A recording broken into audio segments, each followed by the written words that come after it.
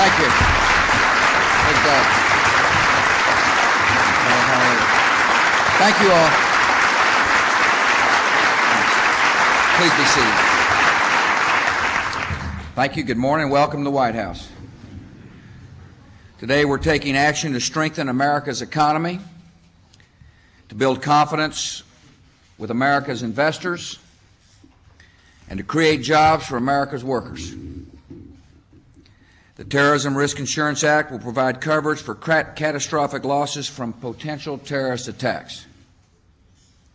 Should terrorists strike America again, we have a system in place to address financial losses and get our economy back on its feet as quickly as possible.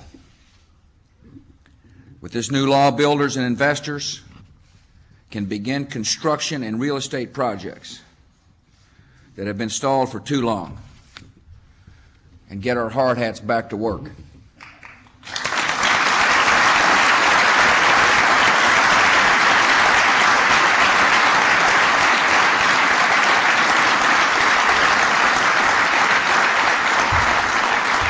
I appreciate members of my cabinet who are here who worked on this bill, Paul O'Neill and Don Evans and Elaine Chao. Thank you all for coming. I appreciate the members of Congress who are here, particularly those on the stage with me who worked hard to get the bill passed. Chairman Paul Sarbanes, Chris Dodd from Connecticut, who did a lot of work to get the bill done.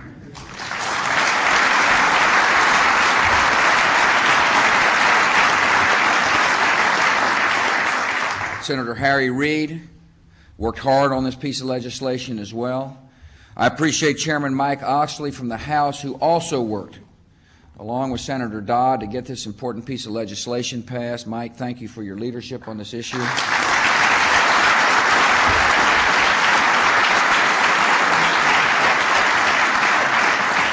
well, we're joined by other key players from the House of Representatives, Sue Kelly, Chris Shays, John LaFalce, and Ken Benson.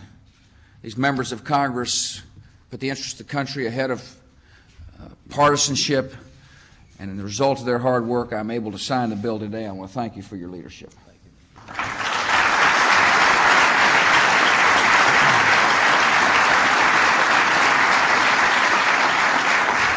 I also want to thank the union leaders who are here today, people with whom we've worked hard to get this done. Leaders who put the interests of their membership right on the line. Doug McCarron, I appreciate your leadership, Doug. He's the General President of the United Brotherhood of Carpenters and Joiners. Frank Hanley is the General President of the International Union of Operating Engineers, is with us today. Joe Hunt, who's the General President of the Iron Workers International Union. Ed Sullivan, who's the President of the Building and Construction Trades Department of the AFL-CIO. Terry O'Sullivan, who's the General President of the Laborers International Union of North America. I appreciate the workers from the United Brotherhood of Carpenters and Joiners and the Iron Workers and the Building and Construction Trade Department of the AFL-CIO who are with us today, representing thousands of people who are going to go back to work thanks to this piece of legislation. Thanks for your leadership, and thanks for your presence.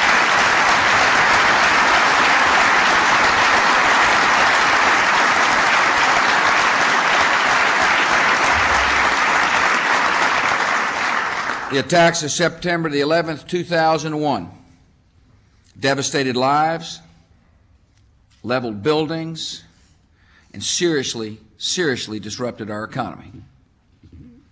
Businesses suffered. The stock market halted trading.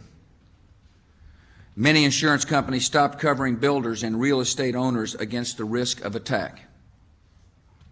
Premiums skyrocketed. Protections were diminished. Across America, hospitals and office buildings and malls and museums and construction jobs and many transportation companies have had difficulty finding terrorism insurance. More than $15 billion in real estate transactions have been canceled or put on hold because owners and investors could not obtain the insurance protection they need. Commercial construction is at a 6-year low, and thousands of hard-hat workers have been kept off the job. Commercial mortgage-backed securities have seen their bond ratings lowered. hurting many Americans invested in the bond market, including teachers and police officers and firefighters who've lost money in their pension plans. By helping to ensure that terrorism insurance is affordable and available, the Terrorism Risk Insurance Act will permit many construction projects to move forward and to help this economy grow. Billions of dollars in investments will be more secure. The nation's hard hats will get back to work, being able to put food on the table for their families. Investors and markets will have greater confidence that our economy is strong enough to withstand a future attack, and that's important. This new law will also help the economy and the legal system by discouraging abusive lawsuits. Civil cases resulting from a terrorist attack will be combined in a single federal court. Lawyers will be prevented from shopping for courts with a reputation for outrageous awards. Judgments and rulings will be more consistent. It's important for our taxpayers to understand that taxpayer dollars will not be used to pay punitive damages. I'm grateful to the members of Congress who put the interests of the workers and taxpayers ahead of lawyers. I look forward to working with the new Congress on stronger measures to prevent abusive lawsuits. And today I'm taking steps to ensure that no taxpayer dollar will be spent on legal settlements without the approval of the Secretary of the Treasury.